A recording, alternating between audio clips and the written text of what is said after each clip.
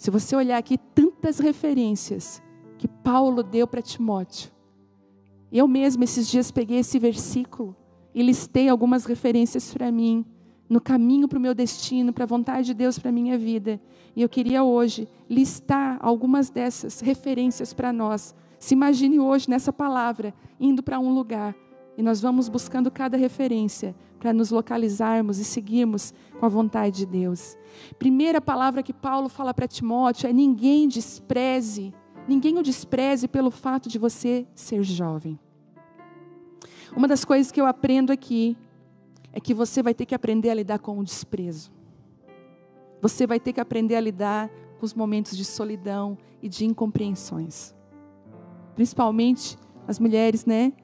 Aquelas que são solteiras, as novinhas que a gente fala, né? As mulheres novas que não iniciaram ainda uma caminhada em relacionamento. Você tem coisas no Senhor. Às vezes, por muito tempo, a igreja olhou para os solteiros e não disse: deixa eles casar que eles vão virar gente. Calma, gente, que é isso? Existem muitos homens e mulheres de Deus que estão sendo levantados ainda solteiros, inteiros, para fazer a vontade de Deus. Ele fala: filha, ninguém te despreze. E ele está falando o seguinte: não se intimide com o desprezo. As mulheres que estão aqui, que estão divorciadas, já passaram por uma situação, você sabe, você passou talvez por um desprezo. Paulo está falando assim, não deixe o desprezo roubar quem você é. Não acredite nos olhares de desprezo.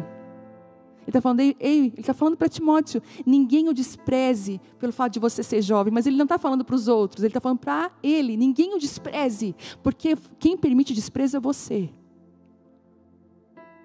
Você entende isso? Quem leva o desprezo é você. Tem coisa que você pode levar como livramento. Depende da maneira que você está olhando.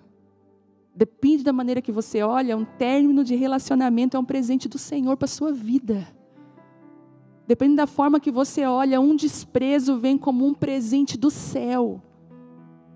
Eu posso falar para vocês, esses dias eu estava dirigindo com a Vitória do meu lado, e a Vitória gosta muito de ouvir a minha história e a história do pai dela, do início do nosso relacionamento. Mãe, como é que foi? Ai, meu Deus, eu queria tanto um filme da história de vocês. Exagerado. E aí eu estava contando como que foi o meu encontro com ele. Daí ela perguntou sobre os meus antigos namorados antes de namorar o pai dela. Nunca tínhamos tocado nesse assunto. Sabe quem é mãe aí que está me ouvindo aí pela internet sabe que foi uma saia justíssima que eu entrei. Aí eu comecei a falar: não, filha, a mãe namorou tanto tempo com uma pessoa, depois namorou com outra pessoa. Mãe, como é que foi o namoro e tal? Comecei a conversar. E contando para ela as histórias, eu comecei a relembrar e pensar por aqueles nãos lá de trás. Sabe, gente, eu lembro que eu era muito feia. É verdade, é muito feia. Se eu mostrar uma foto minha na internet, vai ser a desolação da minha vida. Um dia talvez eu tenha coragem. Gente, eu era muito magra. Eu pesava acho que 20 quilos a menos do que eu estou agora. Era muito magra. E eu, imagina, 14, 15 anos, novinha demais, ninguém gostava de mim.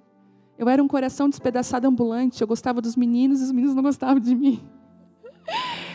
Mas eu lembro que na minha época tinham meninas muito bonitas de 15, 16 anos e elas eram disputadíssimas. Eu lembro quando eu cheguei no ensino médio, que na minha época era 2º grau. No ensino médio, eu lembro que na minha roda de amigas, elas já iam para os motéis com os rapazes. 17 anos, 16 anos, elas já estavam indo para motel. E eu lembro que naquela época, elas riam muito de mim, porque eu ainda tinha me preservado, eu não tinha ainda tido relação sexual com nenhum menino, ninguém. E elas rindo de mim: não, pelo amor de Deus, a gente tem que te ajudar. E eu lembro que eu nunca deixei me levar. Eu sempre falei para a Vitória: a mãe não se deixava levar, a mãe amava elas, mas elas não eram referência para mim. Para onde elas estavam indo, eu não gostaria de ir. E os anos se passaram. Outro dia encontrei uma amiga minha no centro da cidade, me abraçou. Essas minhas amigas. Estava no 3º casamento, já não está mais. Tem 3 filhos, um de cada pai diferente. E está agora desiludida, não acredita mais no casamento, revoltada, virou feminista. Diz: não quero mais saber de homem. E eu entendi uma coisa, que muitos nãos, muitas portas fechadas para nós, são livramento do Senhor e o cuidado do Senhor sobre a nossa vida. Se eu tivesse me envolvido cedo, talvez eu não estaria aqui hoje. Se eu tivesse casado com a pessoa errada, talvez eu não estaria aqui hoje falando isso para você.